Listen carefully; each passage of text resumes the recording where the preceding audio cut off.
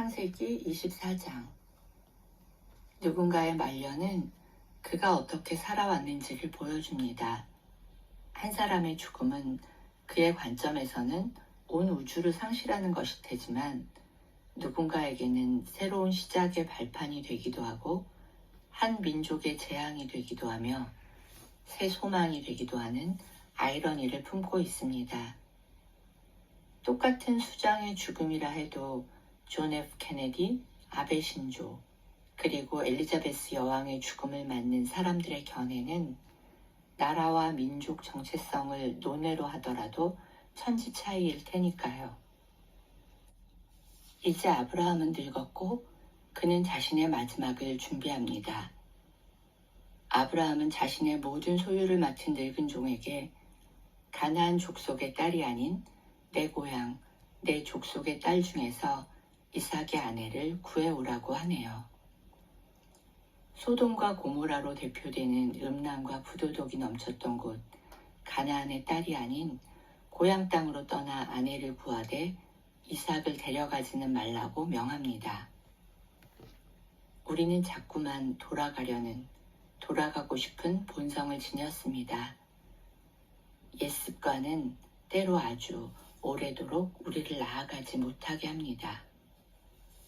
아브라함의 신실한 종은 바로 낙타에 온갖 선물을 싣고 나홀의 성 하란에 이르렀는데요. 단 한 줄로 쓰여진 그곳까지의 거리는 사실은 800km가 넘는 거리였습니다. 낙타 10마리의 온갖 선물, 여러 종들과 함께 움직였으니 거의 한 달이 걸리는 긴 여정이었을 것입니다. 사막을 달려온 그들은 우물에 다다랐고 마침 소녀들이 물 길러 나오는 저녁 때였네요. 신실한 종의 기도는 자기가 물을 달라고 하는 소녀가 자기뿐 아니라 낙타에게도 물을 기꺼이 길어다 주면 주께서 이삭의 짝으로 정하신 줄 알겠노라는 기도를 하는데요. 어찌 보면 어이없어 보이는 이 기도는 그녀의 체력과 심성이 드러나는 지점입니다. 낙타는 거의 110리터나 되는 물을 먹는다고 하죠. 낙타가 10마리면 1톤의 물이 필요한 셈이죠. 그리고 그 기도가 끝나기도 전에 이 수고를 기쁘게 하겠다는 소녀를 만납니다. 더구나 그 소녀는 급히 물을 떠들이고 또 급히 달려가 낙타에게 마시게 합니다. 얼마나 목이 말랐을까 하는 공감 능력까지 갖췄군요. 그리고 그녀는 자신이 나홀의 아들 부두엘의 딸이라고 합니다. 마침내 하나님께서 22장에서 나홀의 족보를 열거하신 이후 이삭의 짝으로 준비된 소녀를 찾았습니다. 24장에서는 두 명의 인물이 대비되어 등장합니다. 리브가의 오빠 라반과 24장에는 이름이 나오지 않는 신실한 늙은 종 엘리에셀입니다. 사실 그는 15장에서 자식이 없던 아브라함이 자신의 상속자로 삼으려 했던 종이죠.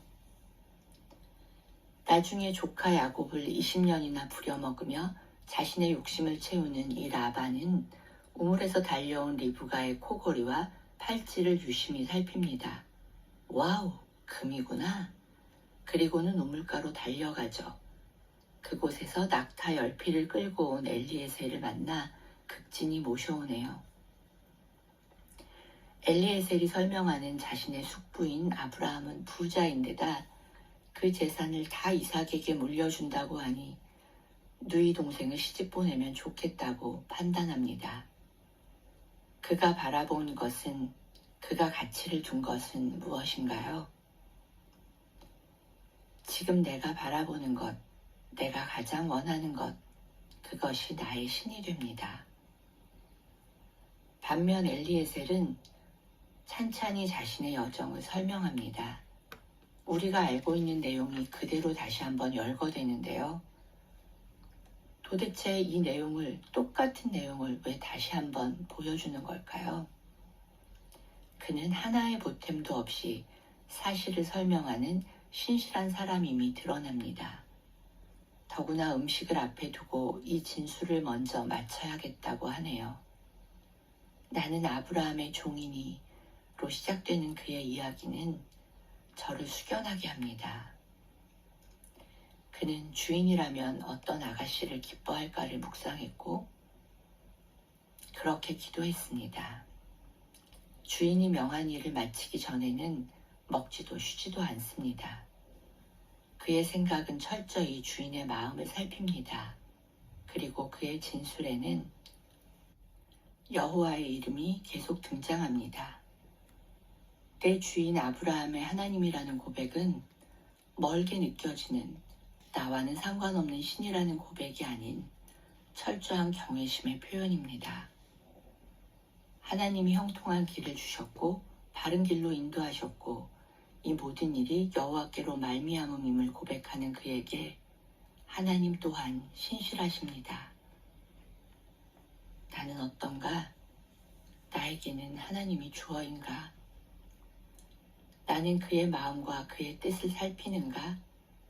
내 눈은 어디를 향하는가? 이러한 질문을 하다가 내 안에 여전한 라반을 만납니다. 24장의 마무리는 어린 소녀 리브가의 결단입니다. 그녀 역시 본토 친척 아비집을 떠나 이삭의 아내가 되기 위해 열흘을 더 머물라는 어머니의 청을 뒤로하고 엘리에셀을 따라 먼 길을 떠납니다. 한 번도 가본 적 없는 땅으로 향합니다. 아브라함은 하나님의 음성을 듣고 떠났지만 어린 리브가는 어떻게 떠나게 되었을까요? 아브라함은 아내 사라와 조카 롯을 이끌고 떠났지만 리브가는 든든하고 신실해 보이는 엘리에셀을 따라 길을 떠납니다. 지금이 떠나야 하는 시점인지 머무르라는 말씀인지 보이지 않을 때가 있습니다. 상황이 열리면 그것이 길인가 보다, 막히면 이 길이 아니었던가 하며 시행착오를 겪을 때도 있습니다. 때로는 보이지 않는 길을 만들어야 하는 때도 있으며 누군가의 결정에 따라야 할 때도 있습니다. 그리고 때로는 광야와 같은 그 길을 누군가와 함께 걸어갈 때 어떤 한 사람에게 위로와 힘이 되기도 합니다. 아브라함의 마지막, 그의 바램을 이루어준 엘리에셀의 여정도, 가본 적 없는 길을 떠나 이삭의 위로가 되어주는 리브가의 길에도, 그리고 오늘을 살아내는 우리 모두의 길 위에도 신실하신 하나님이 함께 하심을 믿습니다.